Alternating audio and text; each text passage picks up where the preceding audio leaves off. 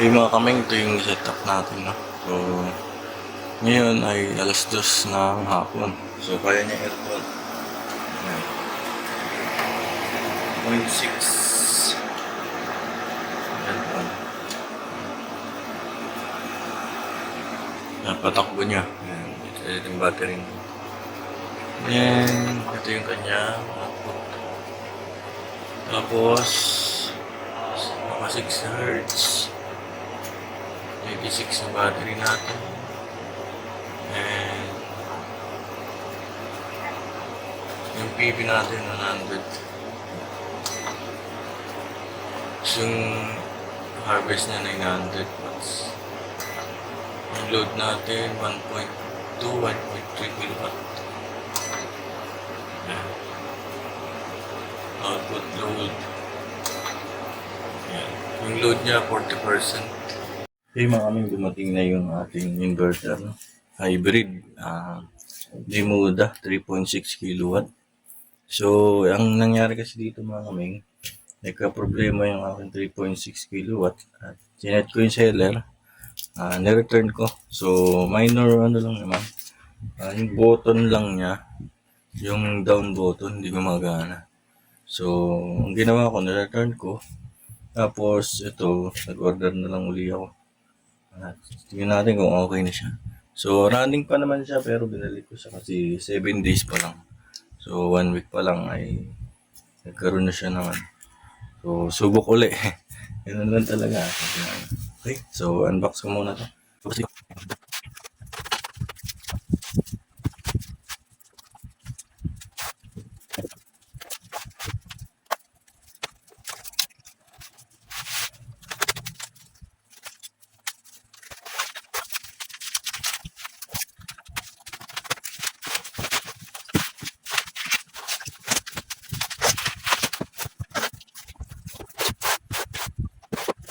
Kaming nabuksan na natin, no? So, iba na yung box niya compared sa unang box. Ayan. So, siguro bago i-stock to. Hindi muda. Malagay dito yung nakadikit sticker. Tapos, global adoption. Solar hybrid. Delta. And, yung kanya pinaka. Ayan.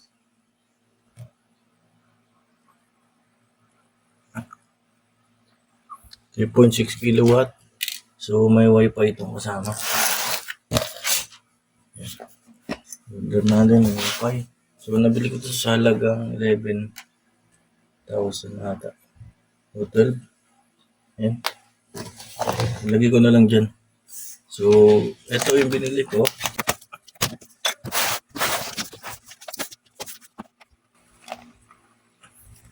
So, ito yung kanyang wifi na. Para ma-monitor natin. Mas maganda kasi may ganito. Monitor natin sa cellphone yung nangyayari sa inverter. So, yung kanyang manual, dahil meron siyang kasamang dalawang expansion bulb. Pang wall mount na. So, yun lang kasama. Ayan, ito na yung pinaka-inverter. Ayan, parang basa pa. Nakabasa.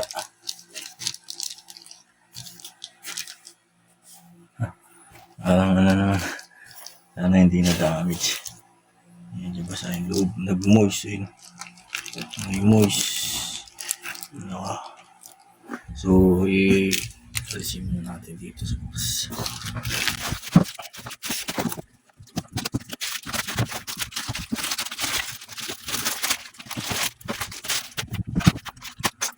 Yung ito siya. Sana okay na siya. Ito yung naging problem ko dito. Hindi na pipindot. Yan. So, Dimuda. Same pa rin yung iba kasi walang tatak dito. Yan. So, yung pa rin naman. Yung kanyang So, kagandahan dito. Yan, yung wifi nandito. Tapos, battery niya. Magkahiwalay. Ito yung maganda kasi hindi magdidikit ng sure. Yung switch niya sa ilalim. Ayan, nakuha na siya. Tapos, panel board in, yung ating solar panel. Ito yung AC out, AC in. Ayan, makikita nyo dito. So, buksan natin. Meron siyang screw dito sa ilalim, nasa gilid. Bali, 4. Sana hindi na siya magka-problema. So, okay naman yung kanyang output.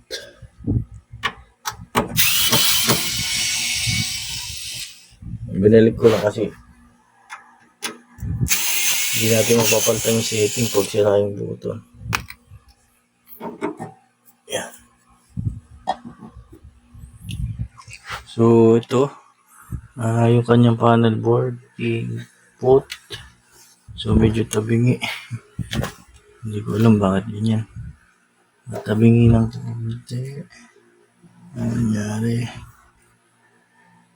Ayun, medyo tabingi lang. Ito naman okay naman. Tapos yung bus bar ng positive, battery, saka negative. Ito yung switch. So, ito yung kanya pinakasaksakan ng wifi. Ito yung AC input, ground, output. Ayan, tapos yung pan niya. So, medyo maingay lang yung pan nito ng kaunti. Lalo na pag tumataas yung load, lumalakas yung pan. Yun lang naman yung ano dito. Ayan. Sana tumagal pa. Okay, so ikabit muna natin. So, ito yung kanyang gilid. Yan yung specs niya. Yan.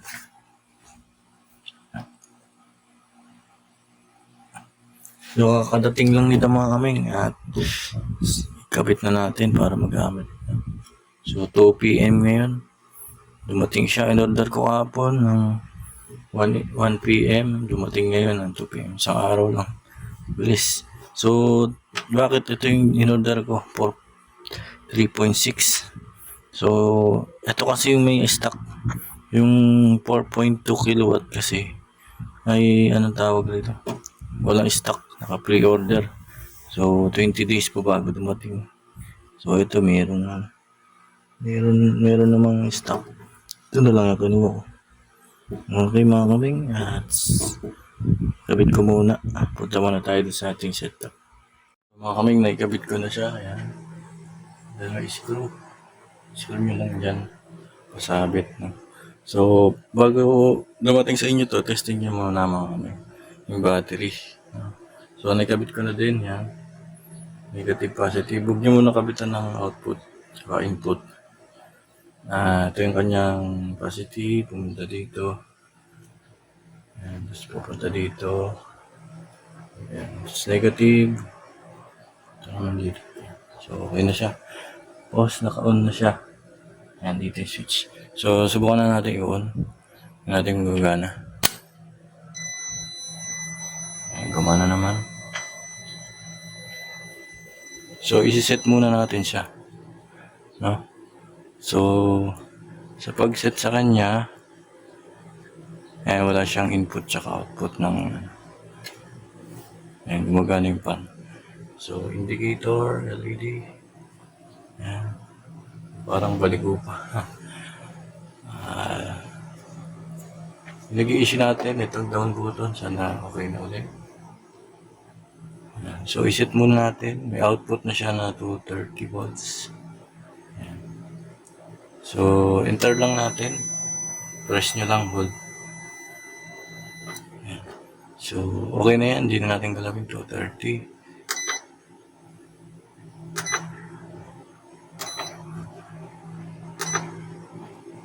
Hertz. 50%.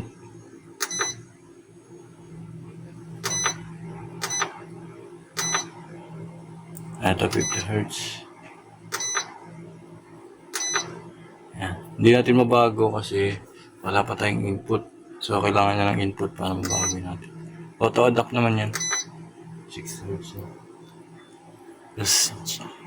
Number 3, tignan natin sa manual. Ano ba yung manual sa 3? Yan, grid first. Ibig sabihin, naka-grid first siya. Yung ganyang icon. So, babaguhin natin.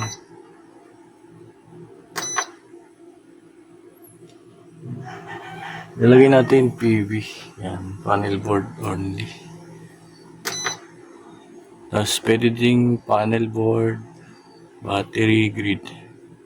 So, ito na lang PVG. So, yan mga kaming nailagay ko na. PV input. Yan. So, ginamit kong wire dito ay 10IWG. Yan. Number 10. Itong sa wire naman ng battery, number 2. 35mm. Gustong output ay 10AWG na THHN. So, yung input naman, yan. Number 12 na THHN. Ground. Yan, okay na. Nakikabit na natin. So, open uli natin.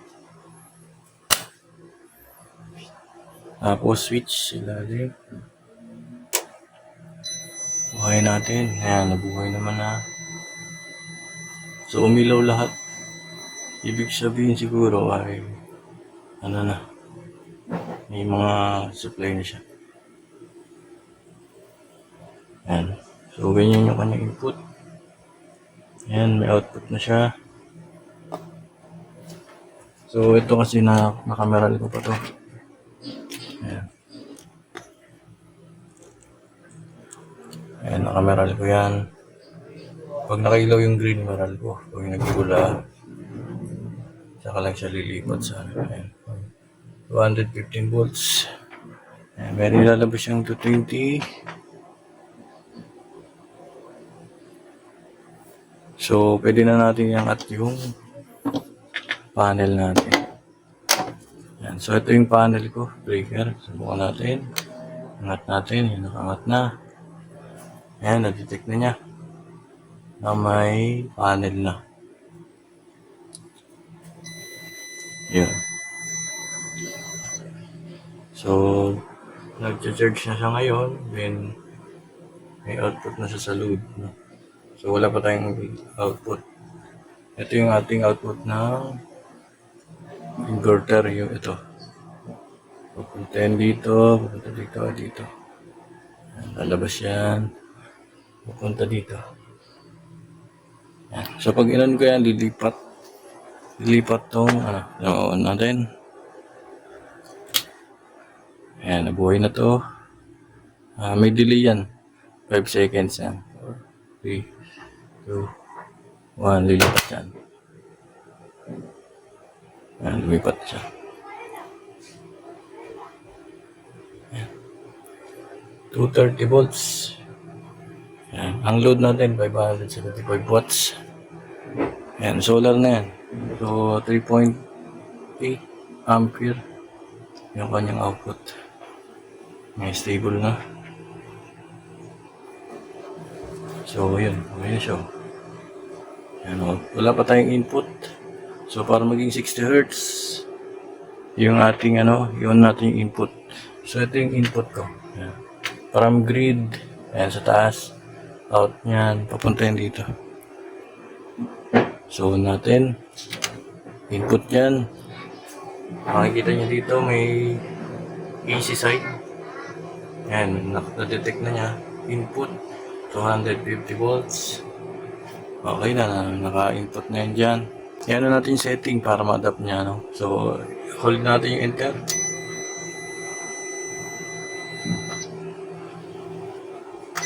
Hanapin natin yung ito. Gawin natin 60 Hz. Enter mo lang. Down button.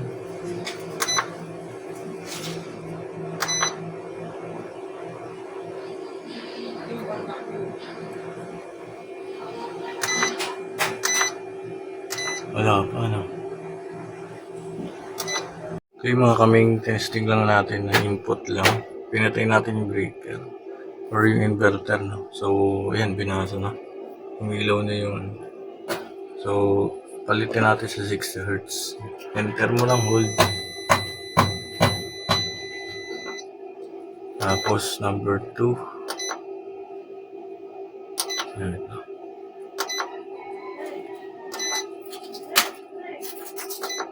Number 2, 40 Hz. So, lalabas na yung 60 Hz. Eh. Pag na-adapt nyo na yung input, so okay na siya. 60 Hz na yung input, 60 Hz na yung output. Okay, ganun lang pala mga. Papatayin lang natin.